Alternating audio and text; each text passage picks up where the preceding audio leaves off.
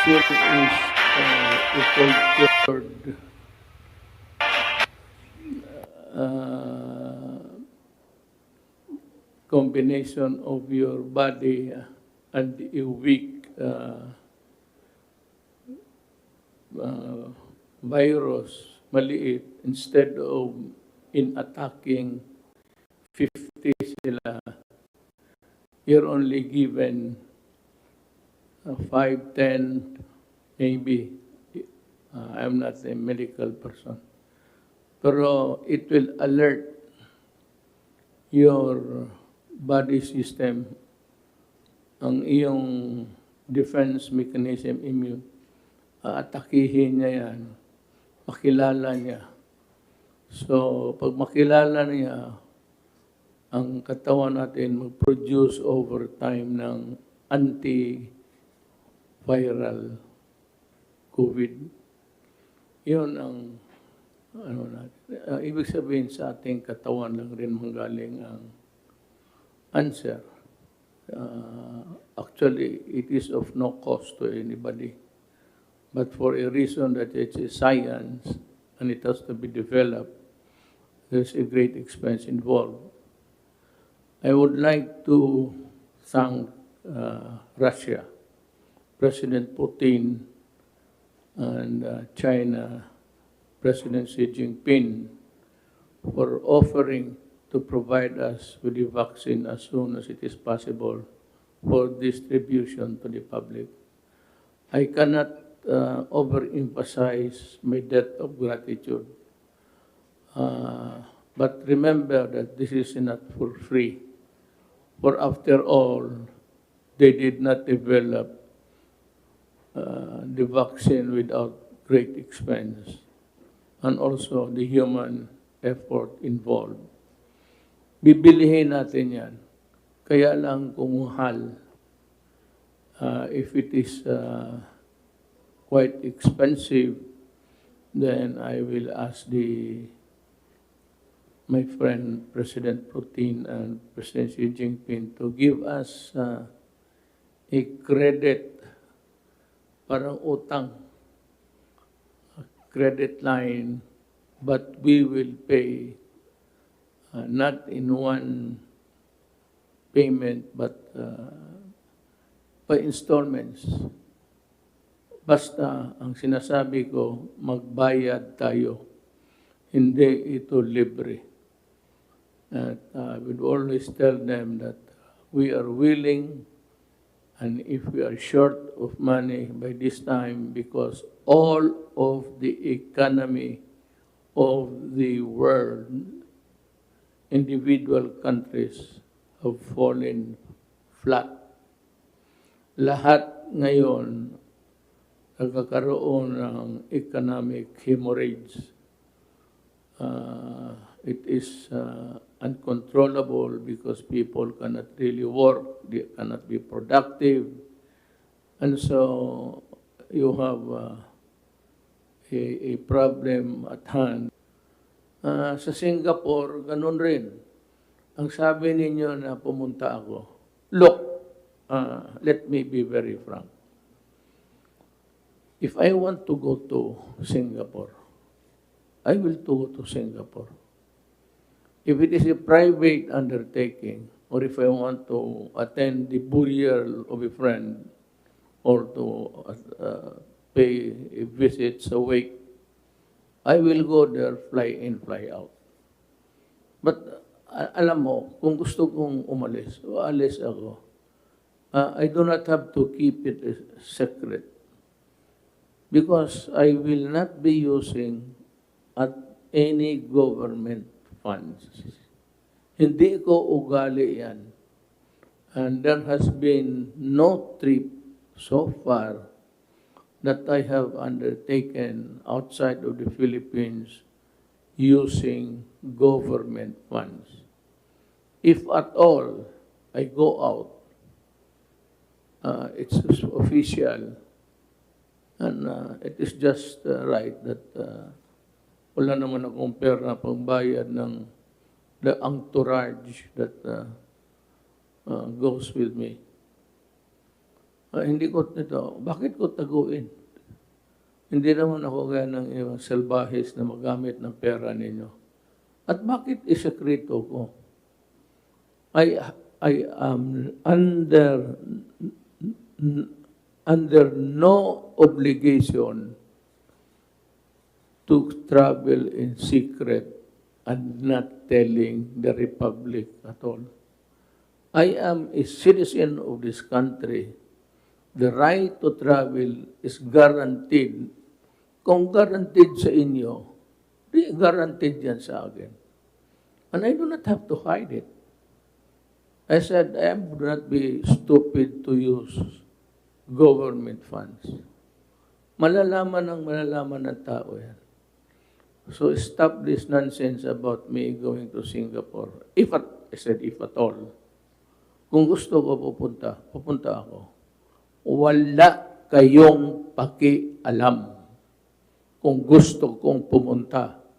At I will not, because under no circumstances do I have the obligation to keep it a secret. What for? Pero lang zero ko magtanan ako. Pero ilang anak ko ang habol sa akin. Inday would lead the pack. At huntingin ako niyan kung magtanan ako. Pero wala naman, ayaw naman sa akin lahat. Hindi, wala na. Pero in the future, yung mga haka-haka, noon pa yan, bago pa akong presidente. I enjoy what you citizens of this republic enjoy. You have the right to travel with more reason. Ako, kahit matagal na ako walang bakasyon. If I went somewhere else, well, or if I choose to go to Europe, pupunta ako. Sabi mo, then I would have to go on a leave of absence or maintain the control of government by electronic. Usually, you leave the realm to the deputy or to the vice. Deputy Prime Minister or Vice President. But I am not inclined to do that. Pero kung gusto ko, aalis ako. Let me repeat it. I have no obligation to keep it a secret. For what? About the only thing, maybe, is if I use your public money. I will never do that. Hindi ako stupido. Sana naman maunawaan ninyo, abogado ako. That is anti-graft. Pure and simple. Magkikita naman yan sa mga voucher kung gagamitin mo pera ng gobyerno. But if it is a private undertaking, I said, a private trip, you can go ahead. Just leave somebody to take care. It's either usually Bing Bong or Guevara. Or if not, if things are not quite good, then I leave it in the hands of the military.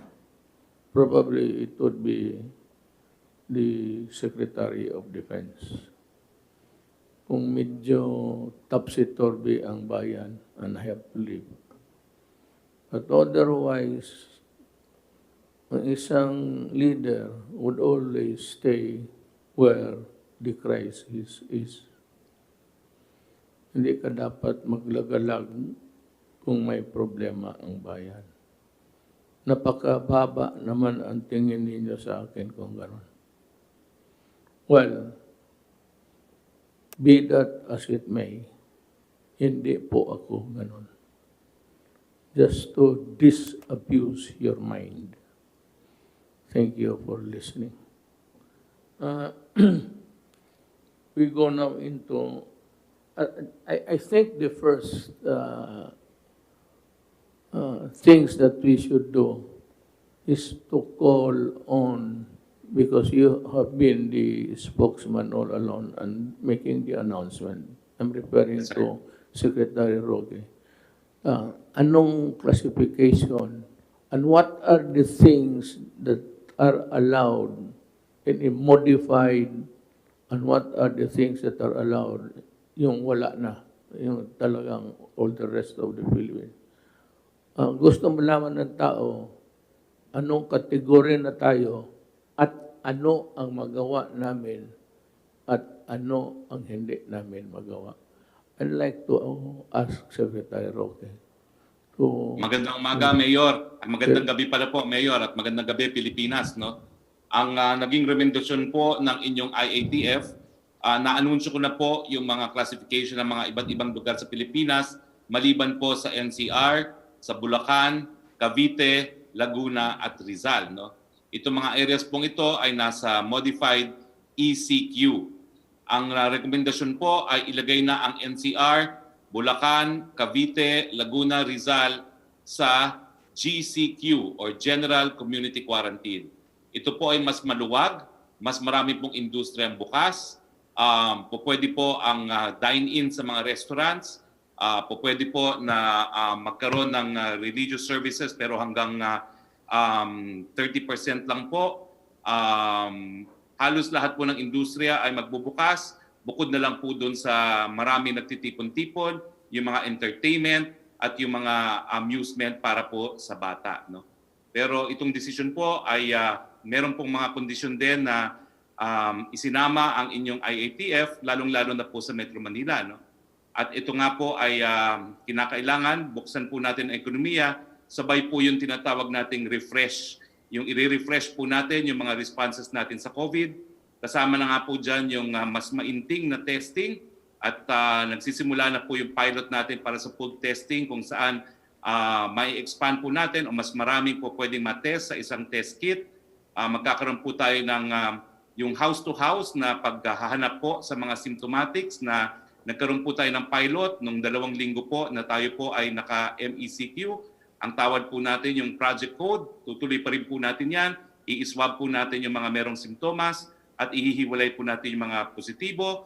Gagamitin po natin yung mas malawakang tracing na itinuro sa atin ni Mayor Bagalong.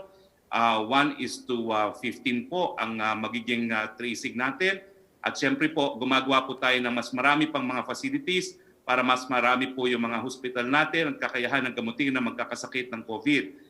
Kinagagala ko pong sabihin sa inyo, Mayor, na ngayon po nag-inaugurate tayo ng 250 exclusive COVID beds dyan po sa East Avenue Medical Center. No? At dahil po rito, naibsan po yung tinatawag nating critical care capacity. No? Dahil mas marami na po tayong kama ngayon. At yung sinimulan po ni Yusek Bong Vega na One Hospital Command Center ay gumagana na rin po kung saan nagkakaroon tayo ng referral kung saan po pwede po pumunta ang ating mga kababayan. So, pinagsamantalahan po natin, ginamit po natin yung 2 linggo na MECQ para po pag-isipan kung paano tayo magre-reboot, kung paano magre-refresh ng approach. At ito nga po ang gagawin natin habang nagbubukas tayo ng ekonomiya, mas mainting na mga pamamaraan para mapalakas po ang testing, tracing, isolation, and treatment.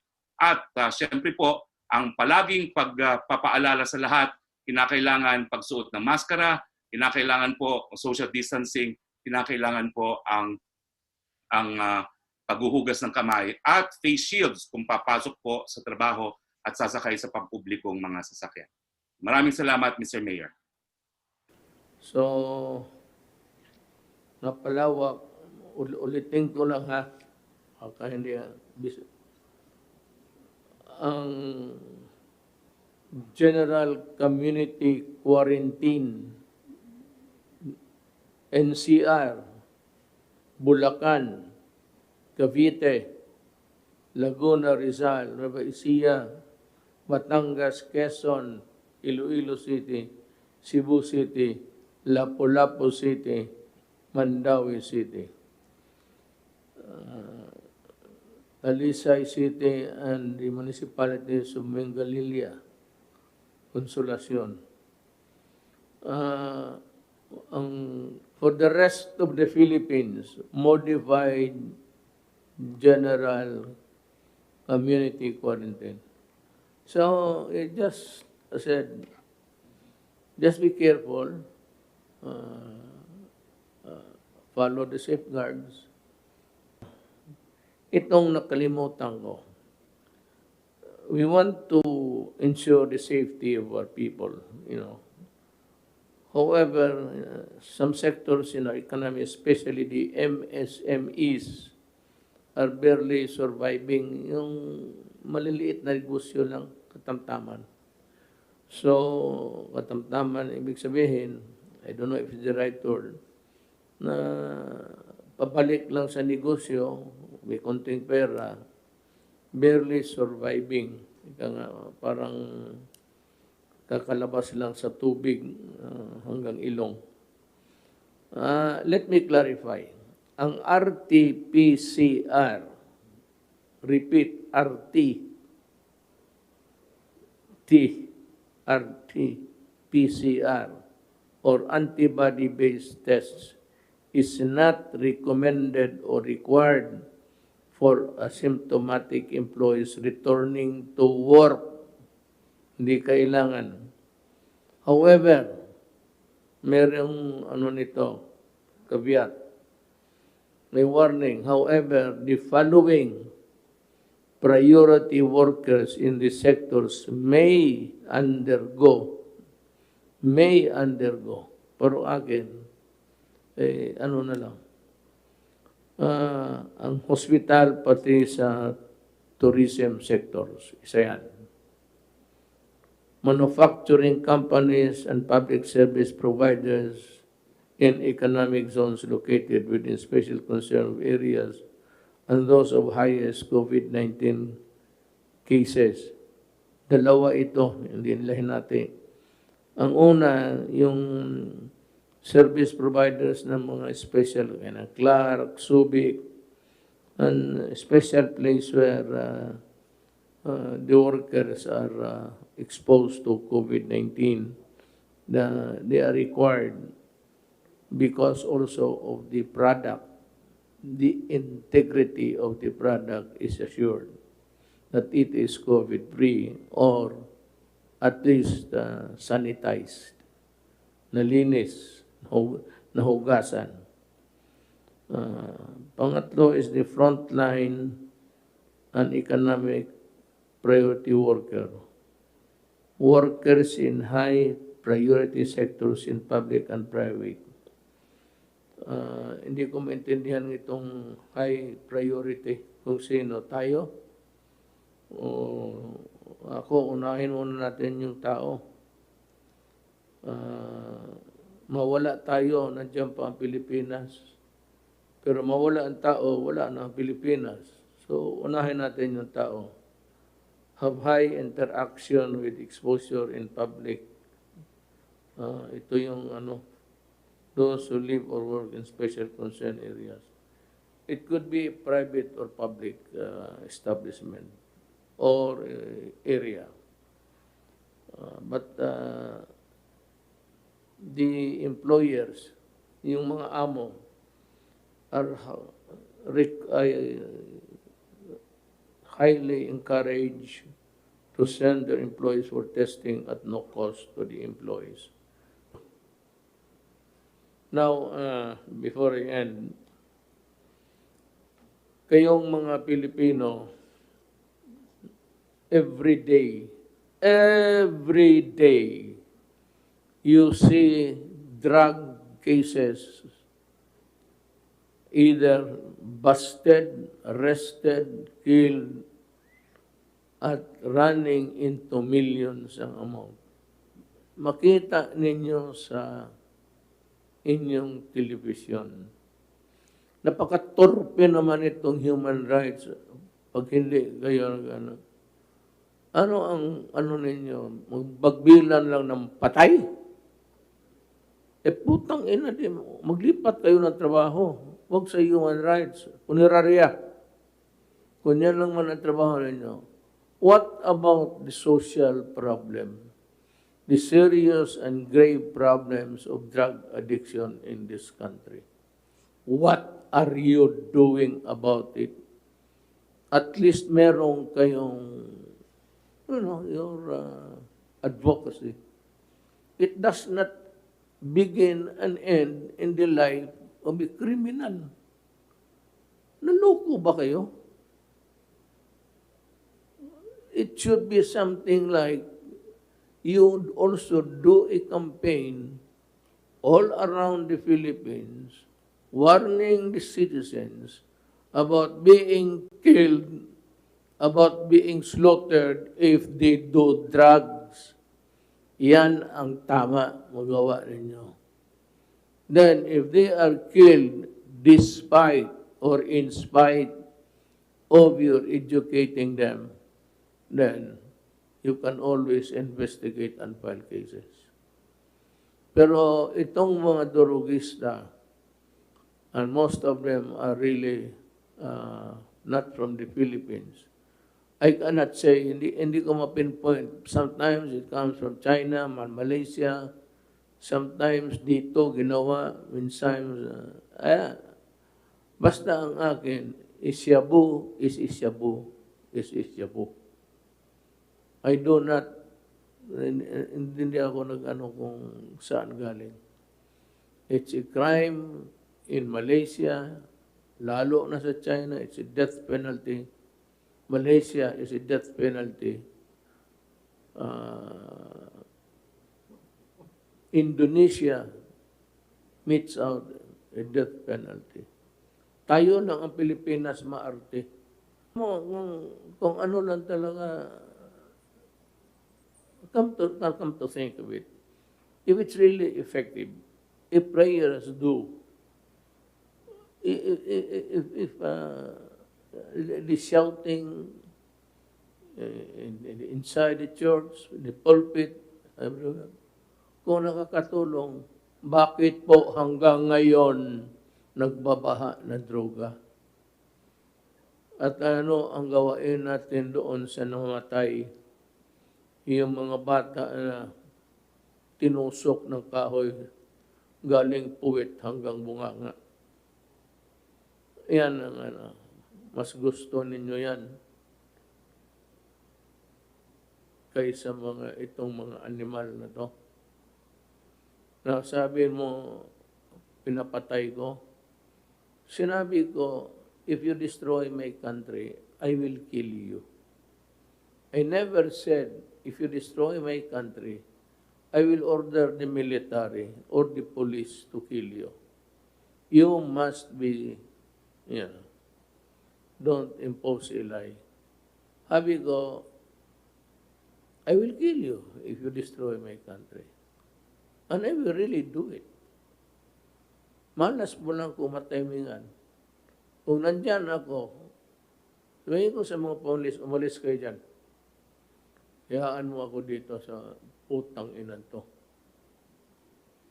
I will do it.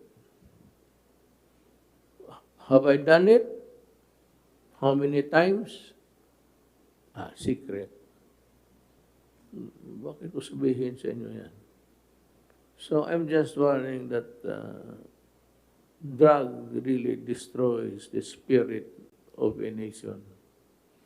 Kasi ang biktima ninyo gunggong na eh. Wala na talagang pag-asa, of no use to society anymore. And you destroy the dreams of parents na makita nila anak nila nakatapos that someday mag-asawa, mag-anak, then they can see their grandchildren. You destroyed that dream. So ako, I mean to keep that dream true. Kaya kayong bantay kayo. Mamili kayo. China Sea, Manila Bay, Tapos, atake ng atake nga, ang sabi ko raw, no, Duterte, sabi pa kung Manila Bay at China Sea. Putang ina ninyo, kaya ano ginawa ninyo? Anong ginawa ninyo para sa bayan ninyo? Protecting criminal? Paying homage to the Caucasians of Europe? Itong mga puti na ito, but magkano bang dollar na tinatanggap ninyo? Huwag niyo sabihin, mas Pilipino pa kayo. When you enjoy prosecuting people who are doing the jobs, ako ang takutin ninyo. Fuck you. Gawain kong gusto ko para sa bayan ko. That's it. Walang kung walang kung gano'n, walang istorya. Umiwas ka sa droga, magtanim ka sa bukid, dyan sa palengke, maraming negosyo dyan. Huwag kang magbili ng droga. May pera dyan, malaking pera dyan. Pero pag magkamali ka, buhay mo talaga. Ang iiwan mo.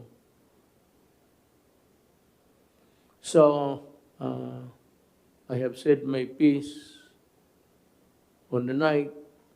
I am thanking all our guests, Secretary Lorenzana, Galvez, Secretary Duque, Secretary Roque, Secretary Wendell, Senator Bong.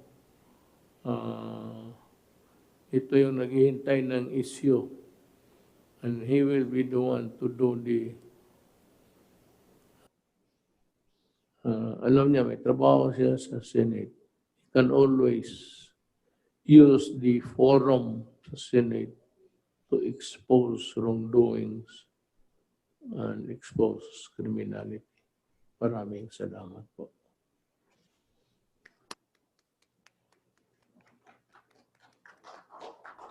Pakpak na rin ako.